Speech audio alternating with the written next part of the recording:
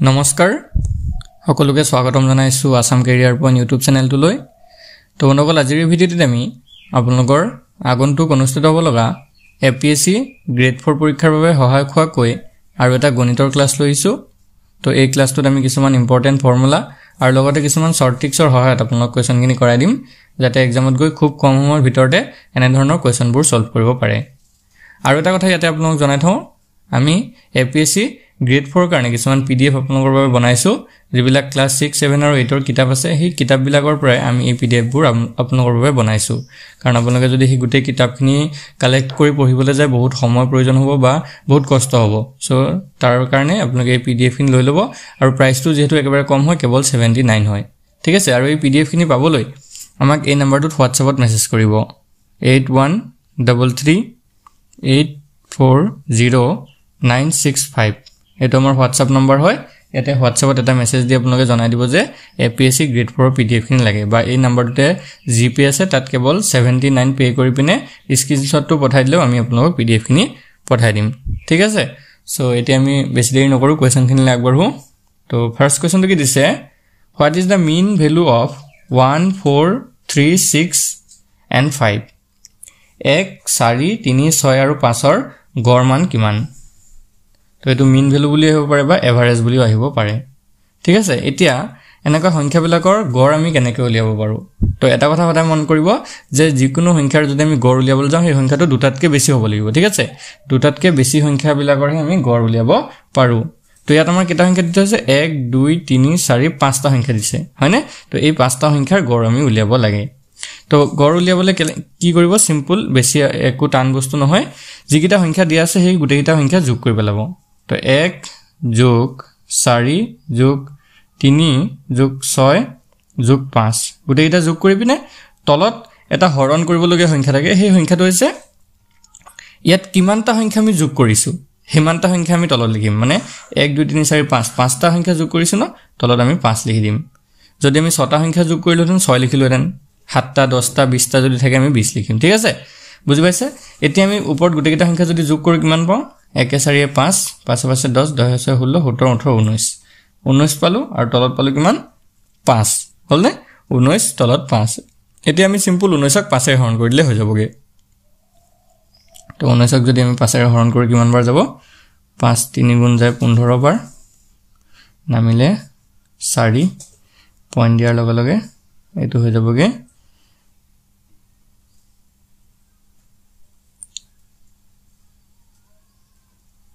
40। 5 8 গুণ হলগে 40 হল না? তো আমি পালো যে 3.8। ঠিক আছে, তো এটা আমাৰ আনসাৰটো ওলালেগে 3.8। বুজি পাইছে? তো ইয়াৰ ভিতৰত অপচন এটো হৈ যাব কাৰেক্ট আনসাৰ। অপচন এটো কাৰেক্ট হল, বুজি পালে? তো নেক্সট কোৱেশ্যনটো চাওক। যদি আগৰটো আপোনালোকে বুজি পাইছে, এটো কৰিব পাৰিব। সেম কোৱেশ্যনে হয়, খালি আমি নাম্বাৰ কিটা হলাই দিছো। ইয়াতে 9 আছে, 25 49 আৰু 81। এই সংখ্যা কিটাৰ গড় কিমান? ঠিক আছে, 9 25 49 আৰু 81 গড় কিমান? সেম মেথডে হয়, আপোনালোকে কৰি চাব বিচাৰিলে ভিডিঅটো পোষ্ট কৰি কমেন্টত আনসাৰটো জনাব। ঠিক আছে, তো এতিয়া আমি যদি যোগ কৰি দিও কিটা 9 25 49 আৰু এটা হৈছে 81, আৰু তলত কিমান এবাৰ হৰণ কৰিম? এবাৰ 4টা সংখ্যা আছে কাৰণে 4 হৰণ কৰিম। ঠিক আছে, এতিয়া আমি যোগফলটো যদি চাওঁ গোটেইকেইটা কিমান হয়, তো এটো যোগটো আপোনালোকে কৰি চাব। তো আমি এটো আগতে কৰি থৈছো, এটো 164 ওলাই। ঠিক আছে, 164 আৰু তলত 4। এটা 164ক যদি 4 কাটো এটো 41। ঠিক আছে, এটো যাব 41 বাৰ। তো ইয়াৰ ভিতৰত অপচন বি টো কাৰেক্ট আনসাৰ হ'ব। খেলিমেল নাই লগা, গড় উলিয়াব পাৰিব চাগে। এতিয়া ইমান টান বস্তু নহয় গড় উলিওৱাটো, হ'ল। তো অলপ নেক্সট কোৱেশ্যন এটা চাওক। এনে ধৰণৰ কোৱেশ্যনটো অলপ ক্ৰিটিকেল থাকে, বা এবাৰ যদি আপোনালোকে কৰিবলৈ শিকি যায় তেতিয়া পাৰিব। The number 30 72 53 68 x and 87 have a mean of 60, but x is unknown. Then what is the value of x? 30 72 53 68 x আৰু 87 এই সংখ্যাবোৰৰ গড় হৈছে 60, কিন্তু x অজ্ঞাত। তেন্তে x ৰ মানটো আমাক উলিয়াব কৈছে। মানে ইয়াতে আমাৰ 1 2 3 4 x টো ধৰি 5টা আৰু 87 6টা সংখ্যা আছে, আৰু এই 6টা সংখ্যাৰ গড় আমাক দিয়া আছে 60। তাৰ ভিতৰত এটা সংখ্যা আমাক দিয়া নাই, যেনিবা x2 হয়নে? তো এই x2ৰ ভ্যালুটো কিমান হ'ব আমাক উলিয়াব দিছে। তো এই কোৱেশ্যনটো কেনেকৈ কৰিব চাওক। সংখ্যাকেইটা কি মই এবাৰ লিখি লৈছো 30 আছে তাৰপিছত মই একবাৰ জোকে কৰি লৈছো দে 30 তাৰপিছত 72 53 তাৰপিছতে 68 তাৰপিছত x আৰু তাৰপিছতে 87 এতিয়া এই ইয়াতে কেটা সংখ্যা পালো আমি 1 2 3 4 5 6টা হয়নে তো ইয়াক যদি আমি 6 ৰে হৰণ কৰি দিও তেতিয়া হলে হিহঁতৰ গড়টো আমি পাই যামগে ইফালে আকৌ গড়টো আমাক দিয়ে থৈছে না 60 বুলি তো ইয়াৰ ভ্যালুটো আমি 60 বুলি বহুৱাই দিম ঠিক আছে তো ইয়াৰ পৰা আমি ইকুৱেচন পাম তো সেই ইকুৱেচনটো সলভ কৰিলে আমি x ৰ ভ্যালুটো উলিয়াব পাৰিম ঠিক আছে তো এই সংখ্যাকেইটা আমি যদি গুটেকেইটা যোগ কৰো 30 72 53 68 আৰু 87 এই গুটেকেইটা যোগ কৰিলে ওলাই 310 আপোনালোকে যোগটো কৰি চাব 310 লগতে এটা আছে x তো 310 + x আৰু এই 6টো আমি সমান চিনৰ হেফালে লৈ যোৱাৰ লগে লগে যাবগে পূৰণ তো 60 ৰ লগত 6টো পূৰণ হৈ যাব ঠিক আছে তো এটো হৈ যাবগে x তো 6 আৰু 60 পূৰণ কৰিলে এটো যাব 360 আৰু এই 310 টো সমান চিনৰ হেফালে লৈ যোৱাৰ লগে লগে হৈ যাবগে বিয়োগ 310 ঠিক আছে এতিয়া 360 ৰ পৰা যদি 310 বিয়োগ কৰি দিয়ে এটো 50 ওলাব তো x ৰ ভ্যালুটো ওলাই গল ন x ৰ ভ্যালুটো কিমান ওলালে 50 একেবাৰে ইজি হয় খালি মেথডটো আপোনালোকে জানিব লাগে যে কেনেকৈ কৰিব লাগে হলনে তো ইয়াৰ ভিতৰত অপচন সি টো কাৰেক্ট আনসাৰ হল x ৰ ভ্যালুটো হৈছে 50 হ'ব আগবাঢ়িব পৰা নেক্সট কোৱেশ্চনটোলে নেক্সট কোৱেশ্চনটো কি দিছে চাওক Hori gets an average mark of 60 in each 5 subject Hori got 100 marks in mathematics and 80 marks in science the average marks obtained by Hori in the remaining 3 subjects will be তো হৰিয়ে 5টা বিষয়ত পোৱা গড় number হৈছে 60 হৰিয়ে গণিতত 100 আৰু বিজ্ঞানত 80 number পালে অবশিষ্ট 3টা বিষয়ত হৰিয়ে লাভ কৰা গড় নম্বৰটো কিমান হয় তো এতিয়া আমি যদি চাও হৰিয়ে 5 টোটাল তাৰ সাবজেক্ট আছিল 5টা মানে 5টা সাবজেক্ট আছিল এতিয়া আমি যদি টোটাল মাৰ্কটো যদি চাও হৰিয়ে কিমান পালে টোটাল মাৰ্কটো যদি আমি চাও 5টা সাবজেক্টত 60 কে পাইছে মানে তো 60 ৰ লগত 5 পূৰণ হ'ব তো 6 5 গুণ 30 300 পালে টোটাল নম্বৰ হৰিয়ে কিমান পালে 300 হলনে তাৰ পিছতে গণিত মানে ম্যাথছ আৰু সায়েন্স হয়নে বিজ্ঞান ম্যাথছ আৰু সায়েন্সত মিলি কিমান পালে 100 আৰু 80 তো এটো হৈ যাবগে 180 ম্যাথছ আৰু সায়েন্সত মিলি পালে 180 টোটাল পাইছিলে 300 এতিয়া 300 ৰ পৰা যদি 180 মাইনাস কৰি দিও তেতিয়া এটো 120 ওলাব এতিয়া এই 120 টো হৈছে বাকি 3টা সাবজেক্টত পোৱা নম্বৰ হলনে বাকি 3টা সাবজেক্টত টোটাল কিমান পাইছিলে 120 সাবতে ভালকে এতিয়া 120 ক যদি আমি 3 ৰে ডিভাইড কৰি দিও তেতিয়া আমি বাকি 3টাত পোৱা নম্বৰটোৰ গড়টো আমি পাই যাম কাৰণ 120 আছে টোটাল 3টাত পালে তো 3 ৰে হৰণ কৰি দিছো 3 এ যদি 120 ক কাটি দিও এটো হৈ যাবগে 40 তো এটোই হ'ব আমাৰ উত্তৰ তো ইয়াৰে অপচন ডি টো কাৰেক্ট আনসাৰ হ'ব বুজি পাইছে চাগে অবশিষ্ট 3টা বিষয়ত হৰিয়ে লাভ কৰা গড় নম্বৰটো হৈছে 40 বেছি টান নহয় অকল কোৱেশ্চনটো ভালদৰে বুজিবলৈ চেষ্টা কৰিব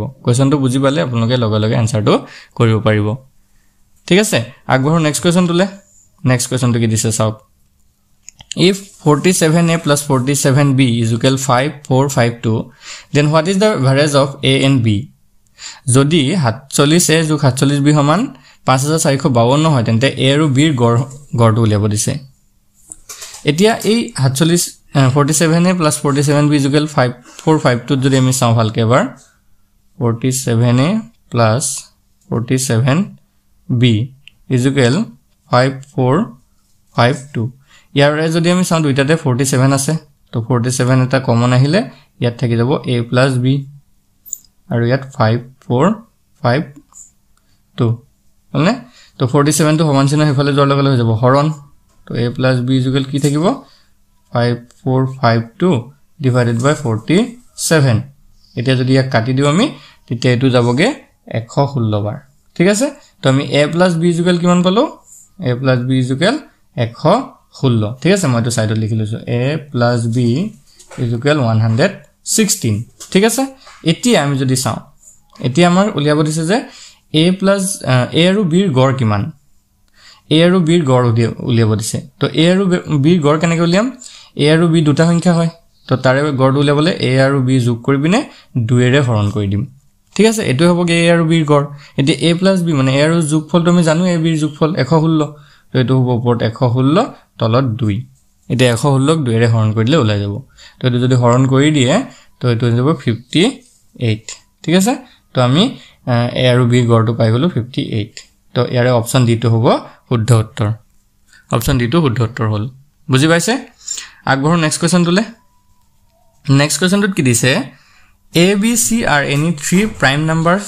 then what is their LCM A B C যিকোনো তিনটা মৌলিক সংখ্যা হলে হিহঁতৰ লসাগুটো কিমান হ'ব A B C তিনটা মৌলিক সংখ্যা তেনেহলে হিহঁতৰ লসাগুটো কিমান হ'ব আমাক সুধিছে এতিয়া এটা কথা মন কৰিব যিকোনো মৌলিক সংখ্যাবিলাকৰ যদি লসাগু দিয়ে তেতিয়া সেই মৌলিক সংখ্যা কিটা পূৰণফলটোৱে হ'ব হিহঁতৰ লসাগু তো ইয়াত A B C তিনটা মৌলিক সংখ্যা আছে ন তো মানে হিহঁতৰ পূৰণফলটো হ'ব হিহঁতৰ লসাগু A * B * C আৰু যাক আমি A B C বুলিও লিখিব পাৰো তো ইয়াৰ ভিতৰত অপচন বি টো কাৰেক্ট আনসাৰ হ'ব ঠিক আছে A B আৰু C ৰ লসাগুটো হ'ব A * B * C মই এটা এক্সাম্পল দি আপোনাক বুজাবলৈ চেষ্টা কৰিম সো ধৰক আমি দুটা মৌলিক সংখ্যা লৈছো 2 আৰু 3 হলনে দুইটাই মৌলিক সংখ্যা হয় তো 2 আৰু 3 ৰ লসাগুটো হ'ব 2 পূৰণ 3 মানে সৰি 2 আৰু 3 হে 2 আৰু পূৰণ 3 2 3 কিমান হ'ব 6 তো 2 3 ৰ মৌলিক সংখ্যাটো হৈ গ'ল লসাগুটো হৈ গ'ল 6 বুজি পালে তেনেকৈ আমি যদি 5 আৰু 7 লওঁ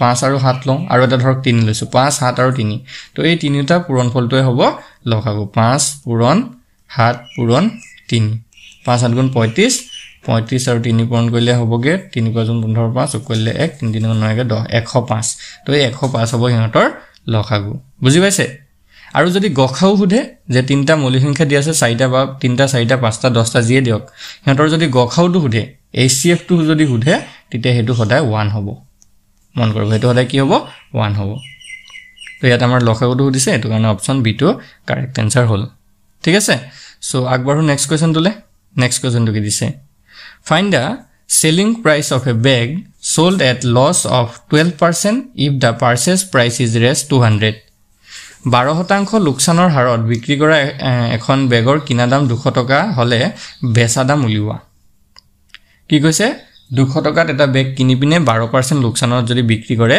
তেতিয়া হলে বেচা দামটো কিমান হ'ব তো আমি ইয়াত কি দিছে আমাৰ সিপি হয়নে সিপি টো দি থৈছে 200 লস পাৰ্সেন্ট টো দি থৈছে আমাৰ কিমান 12% হল আমাৰ এসপি টো উলিয়াব লাগে এতিয়া আমি যদি চাও 200 টকাৰ কিমান শতাংশ লস হৈছে 200 টকাৰ 12% লস হৈছে হয় না 12% লস হৈছে তো 200 12% টো প্ৰথমতে উলিয়াই লওঁ 200 12% টো কিমান হ'ব 12 ডিভাইডেড বাই 100 কাৰণ পাৰ্সেন্ট টো অতৰালে আমি 100 দি হৰণ কৰি দিও তো 100 দুটা শূন্য কাটিলে হল 200 দুটা শূন্য কাটিলো থাকিলে 12 2 তো 2 12 হৈ গলকে 24 টকা ঠিক আছে তো কে টকা লস হল এতিয়া 24 টকা লস হল তো 200 ৰ পৰা সিম্পল 24 এটা মাইনাস কৰি দিলে আমাৰ উত্তৰটো ওলাই যায় ঠিক আছে 200 ৰ পৰা যদি 24 মাইনাস কৰো এটো হৈ গলকে 6 9 2 গল থাকিল 7 এফালে 176 তো আমাৰ যেটো বেকটোৰ বেচা দাম এসপি হেতু হৈ যাবগে 176 ঠিক আছে 176 তো ইয়াৰে অপচন